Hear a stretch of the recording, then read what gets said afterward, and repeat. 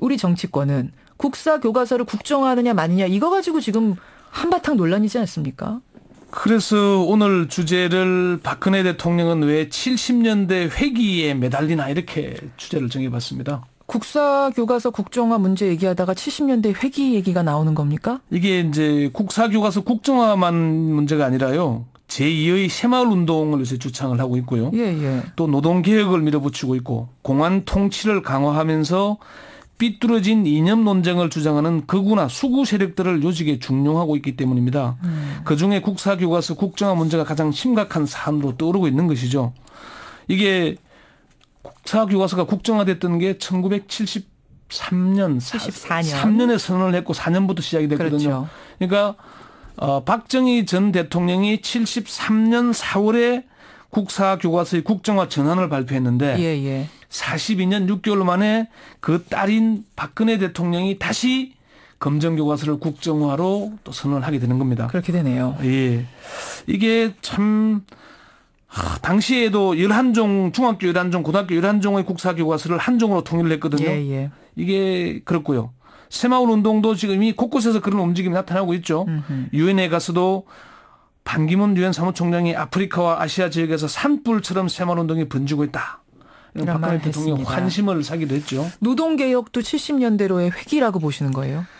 노동개혁 자체는 그런 의도는 아니겠지만은 결과적으로는 70년대로의 회기와 다를 바가 없기 때문입니다. 어떤 걸 봐서 그렇습니까? 지금의 경제 위기를 노동자들 탓으로 돌리지 않습니까?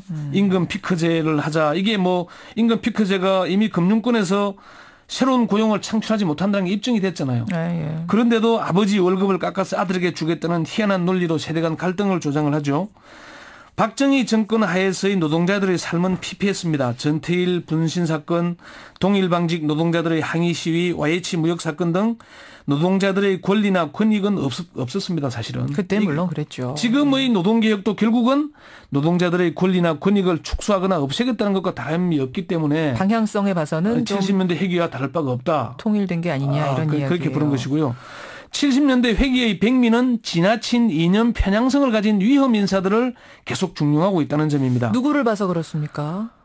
박효종 방송통신심의위원장, 뉴라이트 쪽이죠. 이인호 KBS 이사장, 뭐 말할 필요가 없는 거죠. 고영주 MBC 대주주인 방송문화진흥회 이사장, 김호섭 동북아 역사재단 이사장, 유영익 전 국사편찬위원장 등등 뉴라이트 계열의 인사들을 중용하고 있지 않습니까? 새정치민주연합위원회 대변인이 한두 번도 아니고 이념 편향을 가진 인사들을 반복적으로 중용하는 박근혜 대통령께 도대체 무엇을 하는 것인지 강력히 항의하지 않을 수 없다고 얘기를 하게 됐죠. 자, 그렇다면 이제 권영철 기자 말대로 70년대로 지금 회귀하려는 움직임을 보인다면 그게 사실이라면 왜 이렇게 회귀하려고 하는 거라고 보세요? 전문가들과 이런 이제 다양한 분야의 전문가들과 취재를 해보니까 한 7가지 정도 분석을 합니다. 7가지나 됩니까? 예. 뭔가요? 첫 번째는 향수입니다. 박근혜 대통령은 10살 때부터 권력의 핵심 부인 청와대에서 자랐죠. 20대 초반에 유신의 서슬이 시퍼렇던 시절 퍼스트레이디 역할을 했습니다. 70년대에 대한 향수가 깊을 수밖에 없다는 얘기죠. 그래서 국정화 교과서도 국정화하고 새마을운동도 다시 일으키고 공안 분위기도 다시 조성하는 그런 게 아닌가 이렇게 향수로 보고요. 두 번째는요? 소신이라는 겁니다. 소신. 예, 1970년대 유신으로의 회귀가 정당하다고 보는 것입니다. 윤태곤 의제와 전략그룹 더모아 정치분석실장은 이런 70년대의 회귀 움직임이 박근혜 대통령의 소신으로 본다. 박 대통령은 이렇게 해야 나라가 잘 된다는 신념을 갖고 있는 거다. 신념을 가지고 있다. 이 국정교과서 이번에 국정화도 사실은 안 된다는 의견도 꽤 많았고 전문가 교수들은 뭐 90%가 안 된다라는 여론조사도 있었지만 소신으로 밀고 나간다는 거잖아요. 지금. 그렇죠. 뭐 저건 자신의 신념이면 밀고 가는 거니까. 세 번째는 뭔가요? 이게 이제 사실 많은 사람들이 이렇게 분석을 하는 건데 아버지의 명예 회복입니다. 박근혜 대통령이 2013년 6월 청와대 수석비서관 회의를 주재하는 자리에서 교육 현장에서 진실이나 역사를 왜곡하는 것은 절대로 있어서는 안 되며 반드시 바로잡아야 한다. 이렇게 강조를 했고요. 작년 2월에는 이제 교육부 문화부 업무보고를 받는 자리에서 정부 검증을 통과한 교과서에 사실 오류와 이념 편향 논란이 발생하지 않도록 사실에 근거한 균형 잡힌 역사 교과서 개발 등 제도 개선책을 마련해 달라. 아버지 명예 회복. 이게 이제 국사 교과서 국정화를 밀어붙인 거죠. 그래요. 네 번째는 뭐죠? 네 번째는 국민을 편가르기 위해서 지지층을 결집시키겠다는 강력한 의지의 표현이 그러니까 아니냐. 총선 앞두고 어떤 정치적인 이유가 있다는 얘기인가요?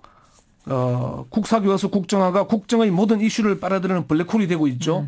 그러니까 이렇게 되면은 박근혜 대통령의 지지층, 콘크리트 지지층은 결집하지 않습니까? 네, 예. 이게 앞으로의 선거에서 대통령의 영향력을 계속 유지시켜 주겠죠. 그래요. 다섯 번째는 방금 말씀하신 그런 주제인데 레임덕을 방지하면서 내년 총선과 2017년 대선에서도 강력한 권한을 행사하겠다는 의지의 표현이 아니냐 이렇게 보는 겁니다. 정치적인 이유. 여섯 번째는 뭡니까? 여섯 번째는 불행하게도 잘할 수 있는 일이 이것밖에 없다는 이건 겁니다. 무슨 말씀이세요?